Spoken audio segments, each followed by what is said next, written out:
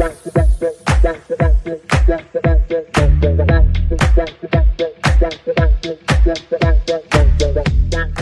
viewers, welcome back to Siri Algorithms YouTube channel. Please like, share and subscribe my channel. In previous video, I explained the Python string methods up to 30. Now I am going to continue the video from 31 to 40. Please follow the video. Let me show you the code. So isupper is a method. It returns true if all the characters are in uppercase. Just see the code.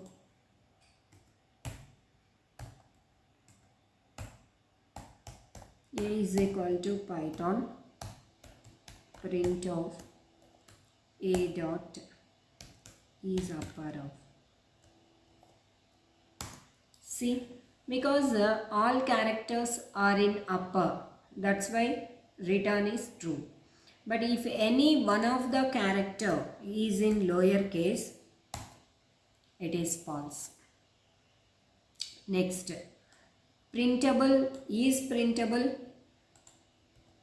So if every character in the string is it printable, then it returns true.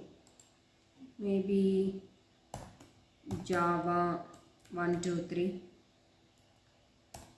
print of a dot is printable of.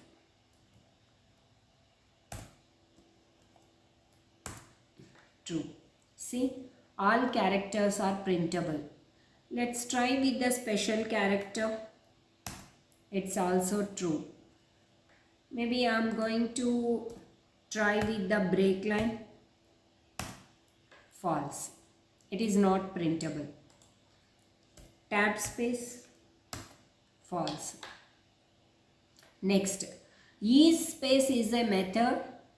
str1 is equal to. So it returns true if all the string is having the white spaces. So print of str1 dot is space. See, it is true. If the all the string characters are white spaces, any character is there, for example, it is going to write like a false. Next, istitle is a method. So it returns true if all the words first character it is in uppercase. Let me show you the example. str1 is equal to Python is a programming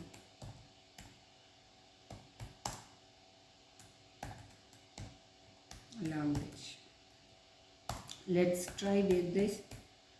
Print of str1 dot is title of. True. See, every word first character it is in uppercase. That's why it returns true. Just let me show you. If it is in the lower case, you can see false. It won't follow the title rule. Next, join is a method. If you want to add any separator between the strings, you can use the join method. So let me take one example. str2 is equal to. I'm just taking one random name. We can call him Charan Sai, or you can call Charan, or you can call it as a Cherry. Any one of this name. So I want to add a separator, that is nothing but R. Either we can call him Charan Sai, Charan, Cherry. So R I need to add it between the strings. Then I'm going to take some x is equal to, the separator here it is r. So I'm going to, any separator you can add it.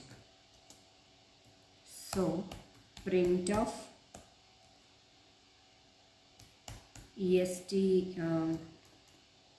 x dot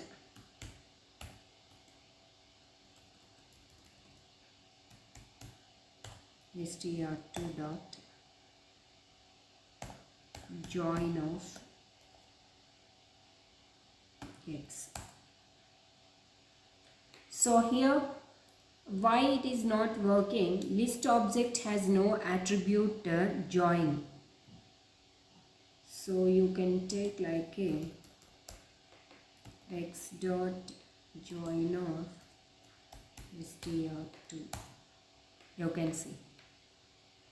So first argument, you need to write the separator, the variable name x dot join is a method, and then you need to write inside is the str2. So here you can see the separator is added, either Charan Sai or Charan or Cherry. Not only this, any separator you can add it. Maybe this time I'm going to add some forward slash here and just try with this. You can see anything. So next, split. Split is a method. It is going to, if you don't pass any value, it is going to split the sentence into words. If you specified the separator, then it is going to split the string with the specified value. Just take str1 is equal to, maybe I'm going to take something like all are regular and hard working people.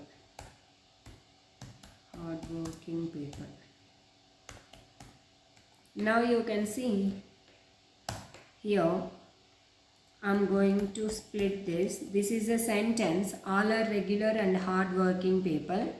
So str1 dot split off. In this I haven't mentioned any specified separator. So let's see the output. The sentence is splitted into words. And if you want to see how many words are there in the sentence, in the string, just store this information into one of the variable. Res is equal to print of len of res. You can see total 7 words are there in the string. Maybe if I specify any separator here, that means str1 dot split of wherever a is there I want to do the splitting. So now you can see the output is in the list form. The entire string splitted wherever a is there, the splitting happened, the string was splitted. rsplit also in reverse order. That means if you want to split the sentence, that means if you want to split the string with a specified value, a specified separator, that is going to split in the reverse order. So you can take the same thing, same string, reverse split, print of str1 dot split of wherever a is there. This is like a R split. So you can see wherever a is there, the entire string is splitted with a specified the separator. Next, partition, it is going to returns tuple and partitioned the string into 3 parts. So take this one, print of str1 dot partition of. So here I haven't mentioned anything, the value, but you can see partition takes exactly one argument, but you can see this argument is empty. I haven't passed any argument. So you pass the specified value where you want to do the splitting. Maybe wherever h is there, I want to partition. So you can see the output here, 3 parts. So the first part is this one. Output you can see it is in the tuple, and wherever h is matched there it is second split, and the rest of the string is third split. 3 splits. Maybe if you want you can change the value also. Maybe wherever a is there, you can see this is one part, second part, and the remaining entire string is the third part. So reverse partition, let's take the example. So reverse partition also do the same thing. It is going to it returns output in tuple form, and it is partition that string into 3 parts. So let me show you. So print of str1 dot reverse partition of. You need to specify the value, maybe w. You can see this is into 1 part up to here, second part and third part, and output in the tuple form. Next, strip, it is going to return the trimmed version of the string. So what it means, just take example, a is equal to, I have some symbols here, underscore, some,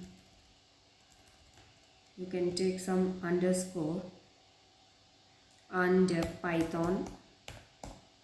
Again I have some underscores here. I want to trimmed version. Just take like a print of a dot strip of.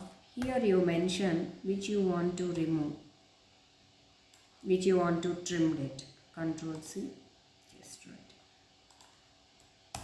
You can see the both sides, left and right, both it's trimmed, and the leftover is Python. So these are the methods from 30 to 40. Please follow my video, and rest of the methods 41 to 47 I'm going to explain in next video. Don't forget to subscribe my channel. Thank you. See you in next video.